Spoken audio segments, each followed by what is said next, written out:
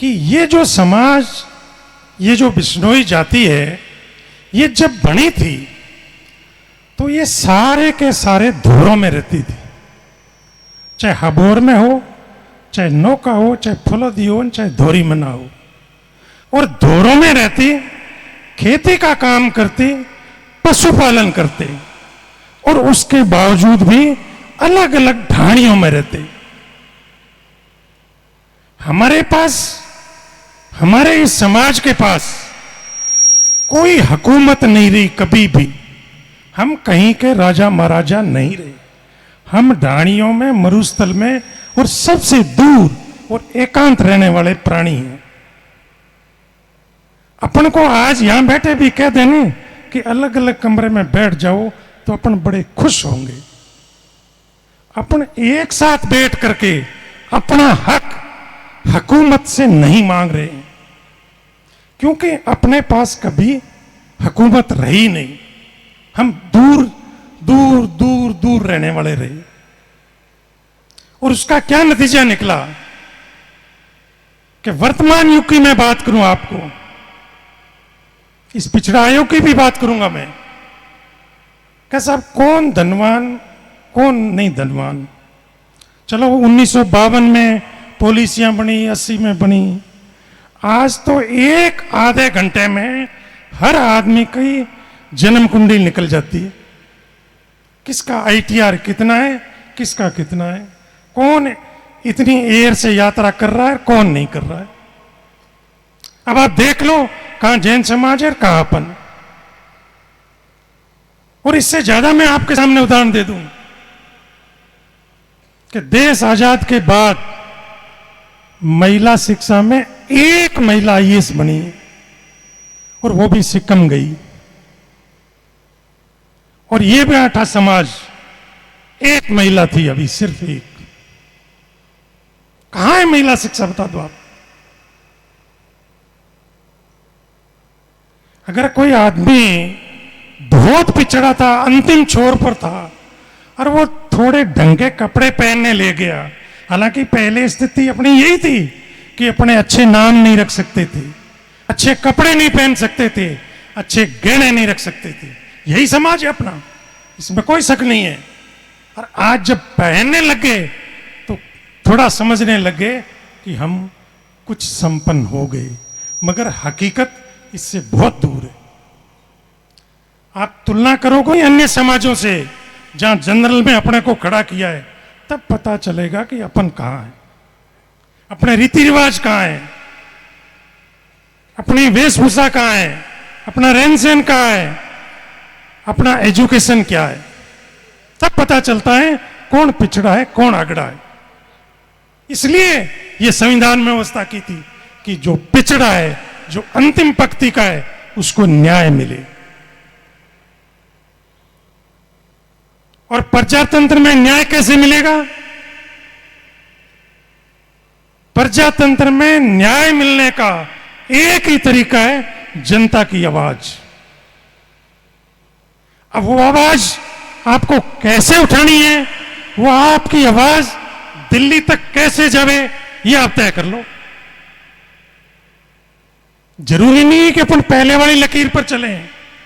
समय चेंज हो रहा है तो अपने को भी अपने रास्ते चेंज करने पड़ेंगे, मगर आवाज आपकी जिस दिन दिल्ली में पहुंच गई, उस दिन आपको रिजर्वेशन मिल जाएगा। अगर आपकी आवाज नहीं मिली तो नहीं होगा। आवाज अपनी 23 सालों में पहुंची नहीं जिस ढंग से पहुंचनी चाहिए थी, इसलिए अपन बैठे। और आवाज जिस दिन पहुंच जाएगी, ये 10 दिन का काम है। अब आवाज कैसे पहुंचानी है, आप सब लोग तय कर लो कि हमारी आवाज दिल्ली तक कैसे पहुंच जाए। अब बात करूं फायदा नुकसान की। आप कल्पना करो कि क्या अपने को राजस्थान राज्य में 2000 में रिजर्वेशन नहीं मिलता तो आप क्या इतने सरपंच बन पाते? ये इतनी नौकरी लग जाती क्या? आप उसके आंकड़े देख लो कम से कम कि अपने ओबीसी से कितने सिलेक्शन हुए। और बात नौकरी की भी नहीं है, बात कोई जनप्रतिनिधि की भी नहीं है। आप तकनीकी शिक्षा है, मेडिकल शिक्षा है और योजना है, आप कहां हो? आप जनरल में हो जाके। आज अगर आप 23 साल में सेंट्रल में होते ने तो अब तक आप बहुत कुछ कर लेते। साधारणतः आदमी जब कोई जाता है तब पता लगता है कि इसकी कितनी वैल्यू थी। अब अपन 23 साल वंचित रह गए और अगर अपन उस समय हो जाते तो कितना फायदा लेते अब, मगर नहीं मिला। और छोटी सी गलती से नहीं मिला कि अपनी जो बात जिस ढंग से रखनी चाहिए थी वो रख नहीं पाई। अब सिर्फ एक ही बिंदु था कि जाति है या संप्रदाय, इस बात पे अटकी थी। देश आजाद से पहले मारवाड़ स्टेट ने जनगणना कराई है जाति आधार पर। उसमें साफ साफ लिखा हुआ है नोटिफिकेशन में, स्टेट में, कि ये बिश्नोई जाति और इतने। सबसे बड़ा प्रमाण कि अभी बिश्नोई जाति है। और उसके बाद 2000 में स्टेट ने अपने को ओबीसी मानते हुए, बिश्नोई जाति मानते हुए रिजर्वेशन दिया तो हो गए, कोई किंतु परंतु नहीं। मगर थोड़ा सा फर्क है जो पहले भी वक्ता ने नहीं बताया और अभी भी नहीं कोई बताना चाहता। झंझट थोड़ा सा और है जो कोई बोल नहीं रहा। झंझट यह है कि क्या ऑल इंडिया में एक ऑर्डर से देवे कि स्टेट वाइज देवे।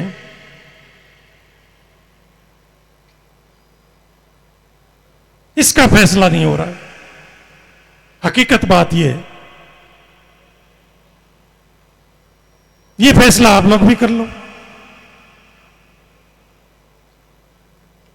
एक बात सबसे महत्वपूर्ण है, मैं कह रहा हूं, आपकी जाति साबित करना और आप क्या चाह रहे हो, स्टेट में चाह रहे हो या इंडिया में चाह रहे हो। पूरे इंडिया में, पश्चिम बंगाल का भी, मेघालय का बिश्नोई भी ओबीसी में, उसकी प्रक्रिया का आप अध्ययन कर लो कि कितनी लंबी है, क्या अड़चन है, और पहले राजस्थान का ले लो फिर उनको दे दो, इस पर विचार कर लो।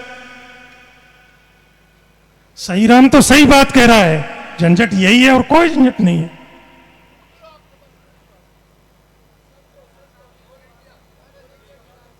मगर ये निर्णय आप पहले ऑल इंडिया से सोच लो कि ऑल इंडिया की प्रक्रिया क्या है।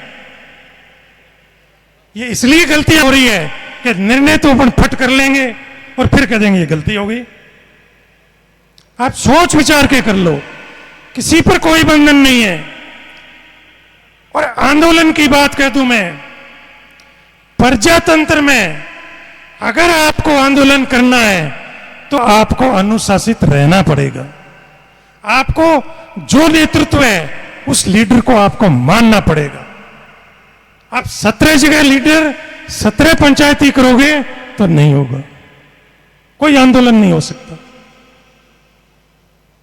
जितने भी आंदोलन हुए पहले, अब देख लो, आपको संगठित रहना पड़ेगा, आपको नेतृत्व को स्वीकार करना पड़ेगा। फौज में या फोर्स में यह नहीं होता कि अभी तय करता हूं, ऐसा नहीं। जो नेतृत्व ने तय कर दिया, जो मर्यादाएं तय हो गई, उसकी हम पालन करेंगे तो आपका यह आरक्षण कोई ज्यादा अब दूर नहीं है। मगर संगठित, अनुशासित और धैर्य से लड़ना पड़ेगा, इसमें कोई किंतु परंतु नहीं है। अब जैसे मैं बताऊं आपको, अभी भी उठ के जाने लगे युवा, अभी युवा ताल ठोक रहे थे। क्या ऐसे अगर आपका पास नॉलेज भी नहीं है तो आप क्या पैरवी करोगे? नॉलेज के अभाव में तो पहले पिछड़े ही है कि ढंग से पैरवी नहीं कर पाए, मतलब हो गया सा हो गया। तो एक तो आपको ये सारी चीजें हमने बता दी, स्थिति ये है। इसके लिए संगठित, अनुशासित भी रहना पड़ेगा। लोग बहवा कहेंगे मैं आगे नहीं गई, लोग आपको तोड़ने की कोशिश कर देंगे और हिंदुस्तान का तो बहुत अच्छा नेत्र है कि अंग्रेज आए थे, कोई सेना नहीं लाए, अपना ही सिर फुड़ाया, राज किया और जाते जाते और बांट दिया। तो अपने को तो राजनीतिक पार्टियों में बांटने में तो 1 मिनट लगेगी आपको, और जिस दिन आप बंट गए फिर आपको कुछ नहीं मिलना। इसलिए राजनीतिक पार्टी को इस आंदोलन के लिए तो आपको भूलना पड़ेगा, इसके लिए तो आपको भूलना पड़ेगा। वो ये निर्णय कर लेंगे, सब विद्वान हैं, कभी इसका फैसला क्या करना है। ये कह रहे हैं राजस्थान का पहले कर लो, उसके बाद दूसरों का कर लेंगे।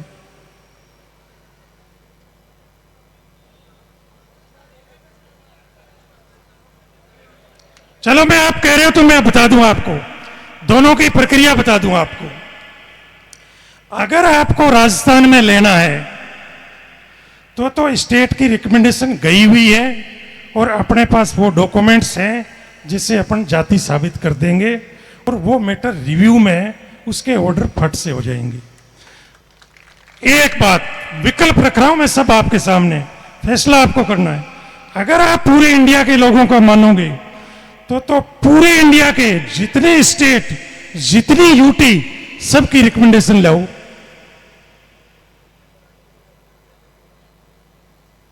सबकी लाओ उस स्टेट की रिकमेंडेशन और उस स्टेट का कास्ट सर्टिफिकेट।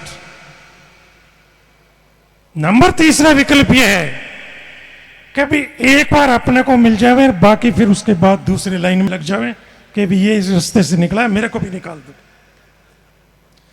तीसरी बात और आएगी उसमें कि एक स्टेट का मसला कोर्ट में अटका हुआ है,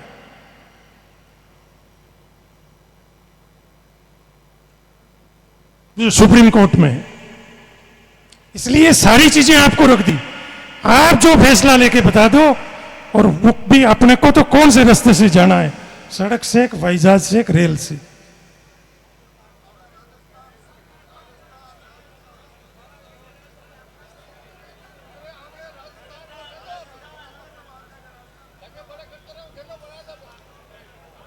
चर्चा चर्चा करो, बोलो, दिल खोल के बोलो।